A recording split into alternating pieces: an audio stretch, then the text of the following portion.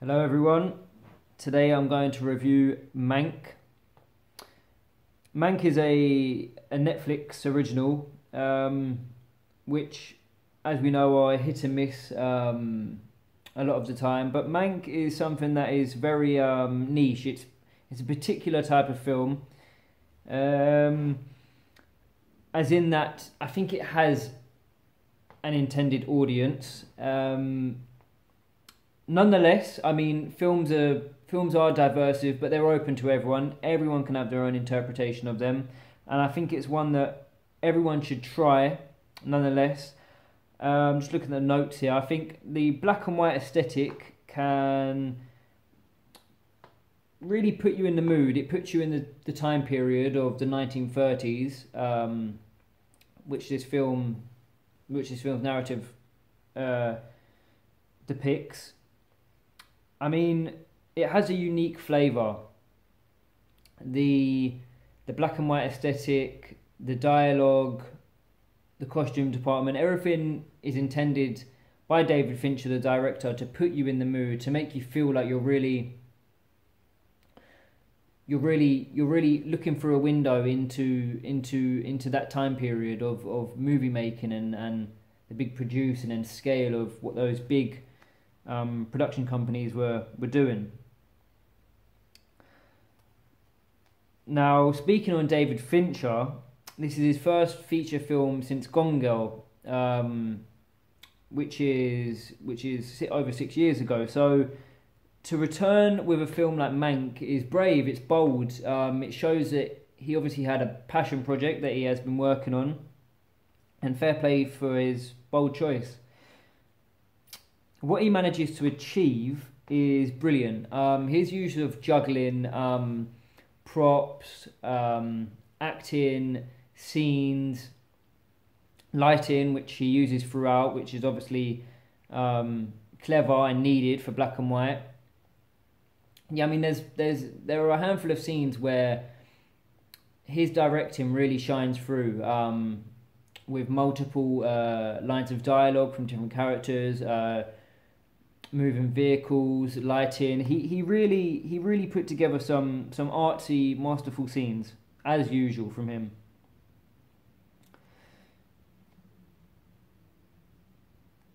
Yeah, his skills really do shine through.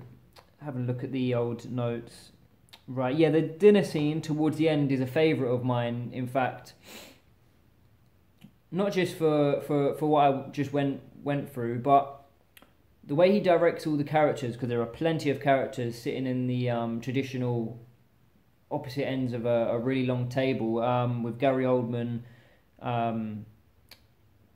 drunk, and Amanda Seyfried's remarkable acting. And it's not just what she says, because she doesn't say much, it's her body language, from being stunned to annoyed to upset. She really done a great job there.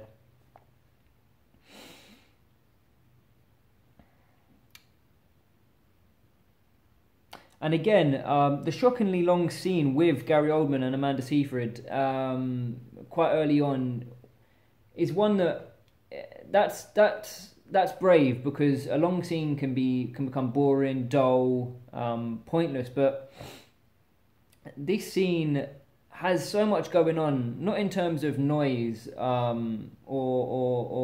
moving objects. It's just the way those two play out the sequence with what they're saying, with like the zoo characters going on in the background, the lighting, the costume. It's really quite something to look at. The first thing you get from the character Mank, who Gary Oldman plays, is one that is draws for alcohol really quickly, which becomes apparent in the film. That's very important narratively.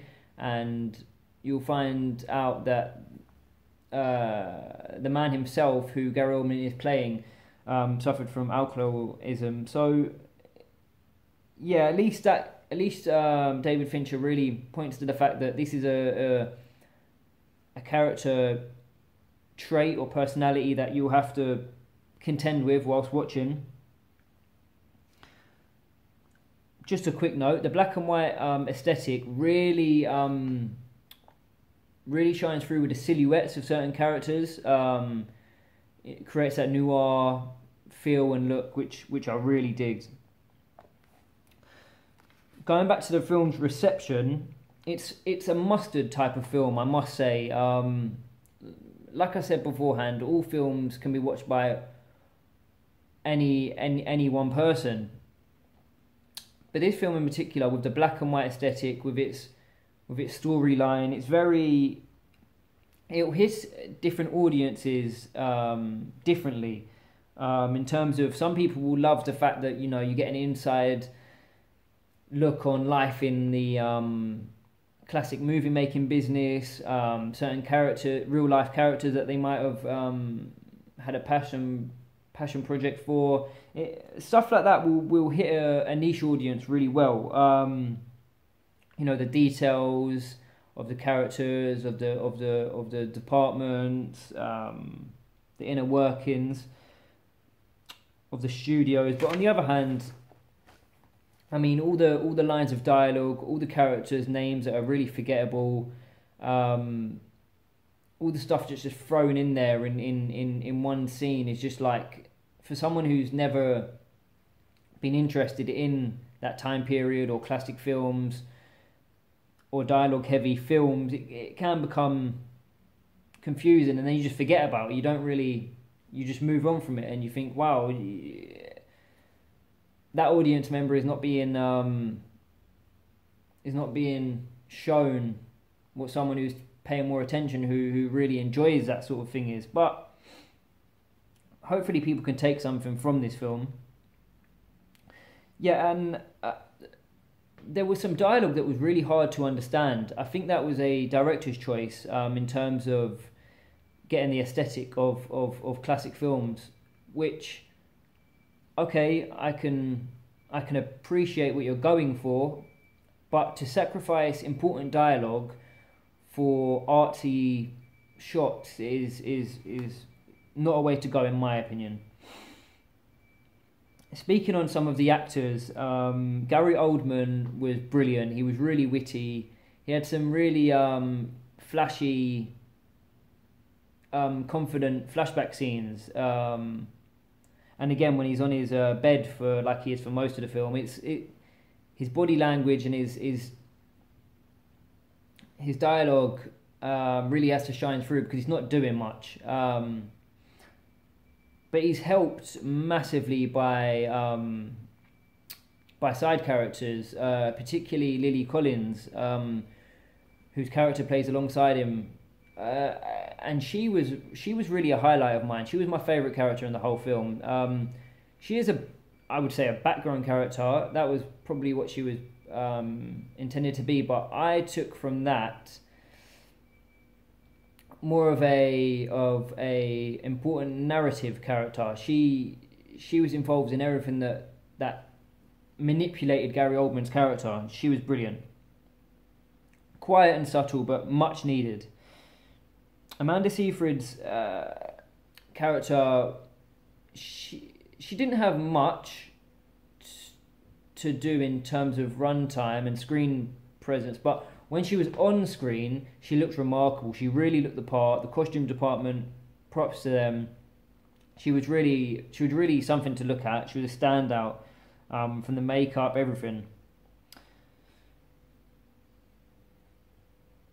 And again, Charles Dance, who is another favourite of mine. He doesn't get much screen time. He gets less than Amanda Seyfried, I would say, and Lily Collins' character.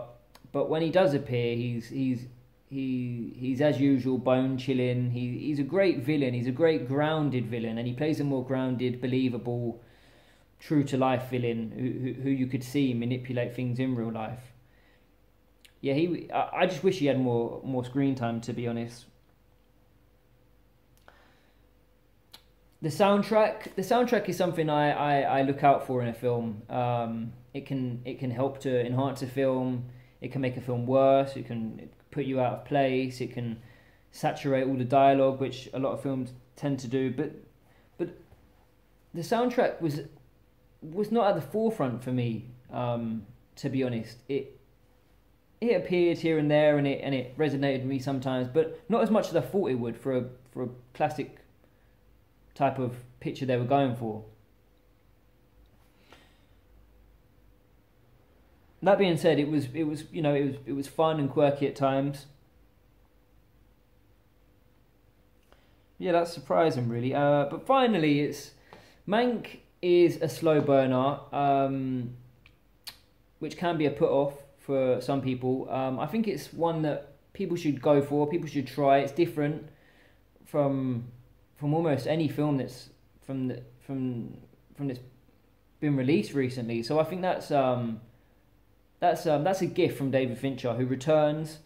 Would I say at his best? Some people might say so. I would say there's still more to come from him that would smash Mank out of the park. But I enjoyed it. Wasn't my favourite film of the year, but nonetheless, it was a lengthy film that I could sit through and enjoy what David Fincher brought. P.S. The blistering on the screen that randomly popped up, like the burning of the film, was absolutely so cool. I really admired it. That was a great touch. And there we go. That's my Mank review. Enjoy.